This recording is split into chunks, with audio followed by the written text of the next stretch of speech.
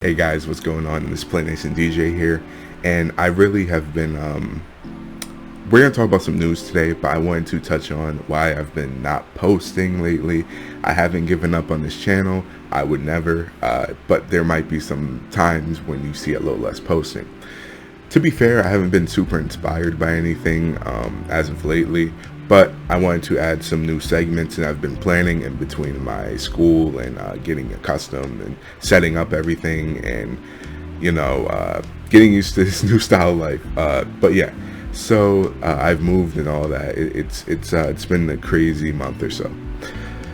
That's why I haven't posted much. I also have been a little uninspired due to, there's a lot of new stuff coming out, and I've really wanted to kind of, I guess, incorporate that stuff, but I haven't been able to get my hands on it. 3080, etc. So basically, I want to introduce a news segment to this channel, and this will be the first one. It's not really news, but it's my opinion on the news and stuff like that. So basically, bear with me. Don't take this as factual. Like, it's not all facts. It's mainly opinion from yours truly, PlayNation DJ. So basically, let's start off with the biggest topic. What the hell is going on with them 3080s, man? This is like AMD level of driver issues and tech issues.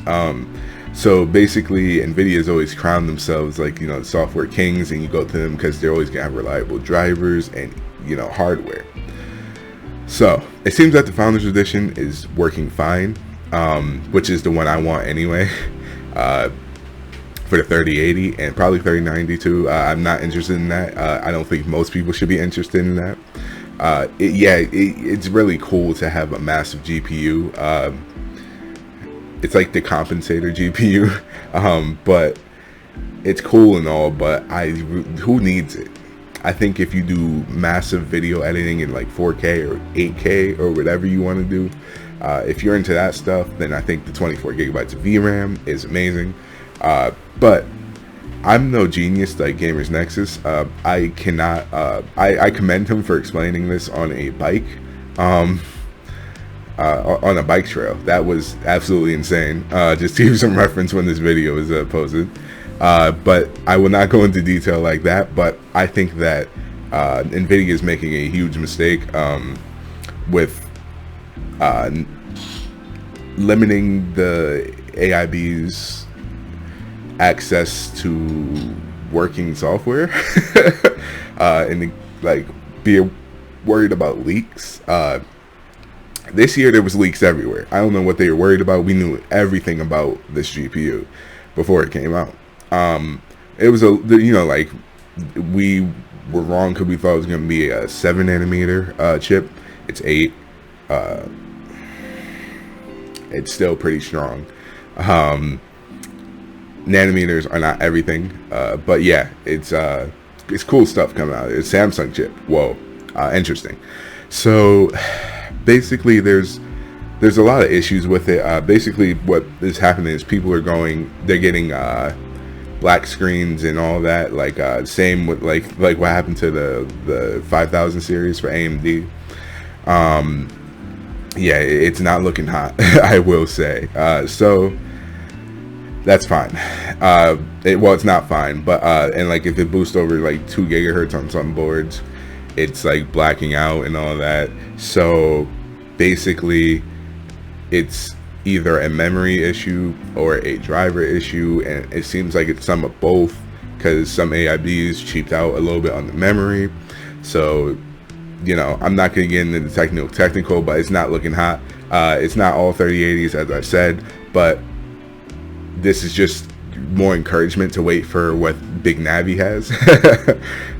And you really can't get your hands on one, so if you got your hands on one, good for you, and you probably shouldn't be too upset.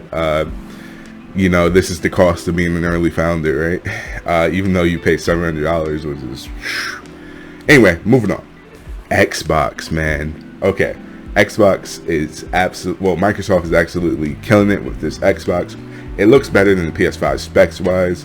The monthly plan is a gut blow to Sony. I own a PS4. I love Sony. I want to get a PS5. But I can't justify to any single person to get a PS5 over an Xbox if you are on a budget. You get the Game Pass, which I have for my computer, and which is it's a pretty good deal. It used to be $5, now it's 10. And you get the Game Pass, you get the Xbox, you get Live, you get EA games too or something. I'm not too sure about that one, but I've seen something about EA Game Pass in there too, or whatever they call it. You get games for your PC, the Xbox. Like it's insane. $35 a month for their top end unit, $25 a month for their lower end unit. Microsoft, you went from the most consumer unfriendly, like just taking a crap basically on all the consumers last generation, and you took a gun punch for it. But I can almost forgive that atrocity you released with this generation. Hopefully they've learned from their mistakes and they don't repeat these in the future. But I think they realize that consumers actually care about the products you put out and how you market them, which has led to Sony destroying them with the PS4. But I love Microsoft too. I had an Xbox 360 for years, and I loved it, and I was gonna go Xbox again, but then, you know, it was not good. I can't believe people defended that console. I'm not gonna get into that though. So I love all consoles, but I think that the Xbox last generation was a atrocity. So, and I think Sony needs to do a big response to this, because how, like with the monthly plan in the world we're in now, I think that is a big seller. Because if I told my mom as a kid, oh, I want a, you know, PS5, or no, let's say I want an Xbox, she'd be like, $500, man. You have to tell her like a year before to make sure you get that. But now kids are like, yo, I want an Xbox. It's $35 a month. The parent is like, boom, good, we got it. Like I really don't see any parent declining $35 to $25 a month for a console with a bunch of games. The monthly Xbox Live is built in. Jesus, man. So basically, if you get the Series X, it's 35 minus 15, which is like the Game Pass and all the Xbox Live and stuff. So basically, you're paying $20 approximately for a console a month. And then you get a bunch of new games and stuff. The Game Pass is the most attractive thing because you get a bunch of new games. It's not just, you know, sorry if you heard me hit my mic. It's not just old games like I think PS Now was, or I haven't looked into that really, but, or is. It's not old games. They're literally coming out with the new stuff for Xbox on the Game Pass. New Fable. I think Final Fantasy VII is coming to that. There's just new Halo.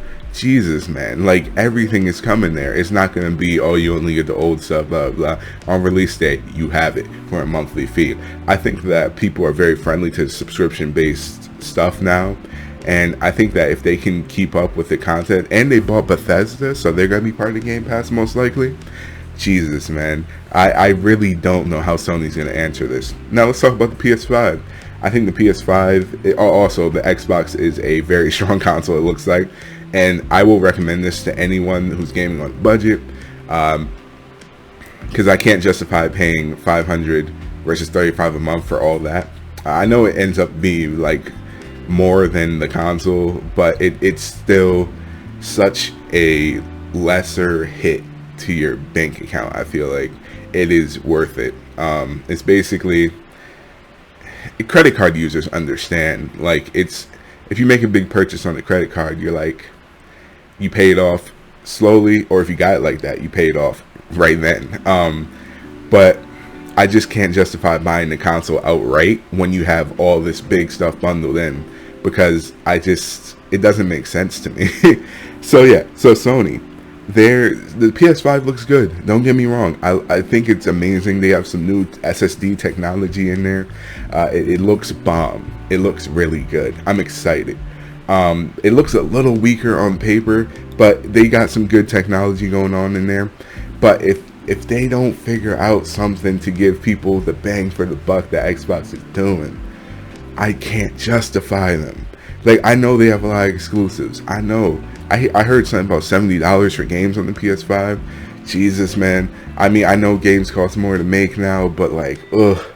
I just hope that means we're gonna get all finished games if they're $70. I know the price has to increase, but I could barely justify paying $60 a month, which is why the Game Pass is so. I mean, $60 for a single game, which is why the Game Pass is so attractive to me. Because I don't buy games unless they're like $5 to $20 on sale. Like, I just bought Division and I'm buying ESO, I think, for my PS4. ESO is what, $10 right now, and Division with the expansion and everything is like $20 steals. Yeah, so basically, Sony, you need to come out here and offer some type of long-term payment plan. Like, in this time, I know people are a little strapped for cash, but I think everyone can afford $25, $35 a month. You don't gotta buy games, you don't gotta buy blah blah blah. And if you want to buy a game, you just save up for it. You know, it's just one, and then you have the rest of your games, you know, mostly on the pass. And with the amount of free games these days, because free to play is the way to go, you really won't be bored. I remember back in the day on like 360, you'd play trials with your friends of games because they were free, and there's a few good ones. And you know, free games is the new mantra. And then they have the merchandise store, but I'm not gonna get into that. So I really think Sony needs to come out there with something. Like, I know they're probably gonna come out with a lower spec console, but that's not what I want. I think that the PS5 at the 400 mark without the disc drive is an amazing value. But man, $35 a month, you get a bunch of games and you get a console, and that's maybe stronger, and you get all that. It's such a hard decision. I'm probably gonna get both. I'm gonna be real. I don't know. I just have to see reviews, because the Xbox literally has to like catch on fire for me not to recommend it. And the PS5, like, I think it's gonna be tight this year. It's gonna be close. I really think it just comes down to your preference, and I think my preference is the PS5, but it's just, I can't ignore the value, man. Like, it's $35 a month for a ray tracing 4K console. Come on. I know you got it. I did some PC upgrades. If some of y'all caught my stream, I stream randomly on YouTube. I'm upgrading my computer because I was gonna put a 3080 in it, but you know, I can't find a 3080. Also, let's talk about 3080 availability, huh? 3080s, where are they? Nvidia said it's not pay for launch. I have seen none. I've been looking since the second they launched. Not a single one. But I hear some people got some. Some people. I see reviewers, but I don't really see anyone else. But I want to get me a Founders Edition 3080. I am waiting because I don't really need a 3080, but a 3080 would keep me from upgrading for about 5 years, I think. And I'm waiting for AMD to launch their new CPUs. I have a 2700X. I bought new memory. I bought 32 gigs of 3600 megahertz RAM, and I can't run it at 3600 megahertz because my CPU can't handle that. But I really want to get one of the new AMD processors because I know that their clock. I'm hearing 5 gigahertz of boost speed, of boost clocks, whatever. That's crazy. I think that they will be on par with Intel now. From what I've been seeing, people are saying 20% increase in performance. It's undeniable value if they release at a reasonable price, which Knowing Ryzen, they will. I'm gonna get me one of those and a GPU. I hope that those launches go better than Nvidia's launch. I understand with the virus and stuff, but I feel like Nvidia keeps claiming that they would have had issues even if they pushed it back to October or whatever. I think stock would have been double whatever it was. Yes, there would have been problems, but if they released it right before AMD or whatever, even probably like now-ish, I know there would have been still problems, but I don't think you would have seen people saying it's a paper launch. I really don't think you would have seen that. And it's just so frustrating to want to spend $700 on something and you can't get it. And honestly, it's making me not want it, the fact that I can't get it. And I think a lot of people are in that boat because it is a little bit out of my price range, but I'm willing to sacrifice for it. So I think there's a lot of people with that mindset, and they're just probably not going to get it, or they're going to look at AMD. And I think AMD is going to be competitive this year, which is probably why Nvidia pushed out their stuff, even though everyone's saying that's not why. Even a lot of tech YouTubers are really doubting Big Navi. I don't think it's going to be that bad. Everyone's thinking they're going to be in the same position they were last time with the like 5700 XT, and it was just like a 2070. But I really don't think they're doing that again. I think that they're coming with a good value. I think that they're going to be near performance of the 3080, which is good enough for me. And it looks like that 16 gigabyte model might compete with the 3090. I don't see that 16 gigabyte model competing with the 3080. If it does, that's a little disappointing. My theory is it'll go 3090, the biggest of Big Navi, 3080,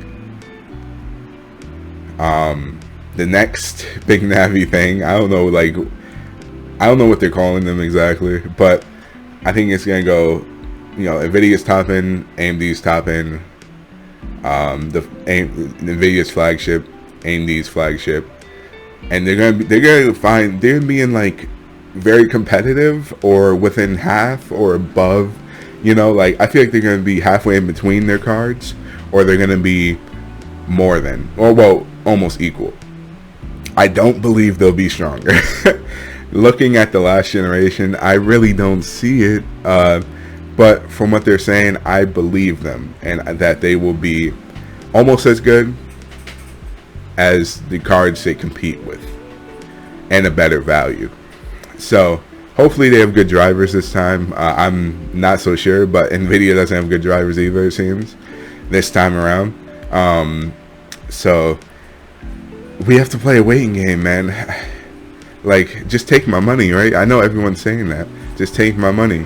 It's very hard to believe that companies cannot take your money like this. But yeah, I think Nvidia did a huge screw up with not having the stock available. And I know that they probably thought that with everything going on, not that many people would buy their new GPUs yet. But people are looking for something to take their mind off what's going on. And I think that a lot of people have disposable income, but they're doing virtual learning, they're doing all this stuff, so they're like, this is actually now a worthy investment. Or maybe they're working from home and they're doing like editing, or like CAD, or like any of that stuff, and or maybe they're just a teacher and they play games, so now they're like, hey, this is worth it. So I think a lot of people are in that boat. So let me know what you think down below. What PC parts are you excited for? What console are you excited for? And let me know what you would like to see on this channel. I'm going to be uploading at least one video a week. That's my goal now. Hopefully 2. And look out for streams. They'll be on YouTube or Twitch at PlayNationDJ. And they'll be down in the description below. I'll see you guys next time. Peace.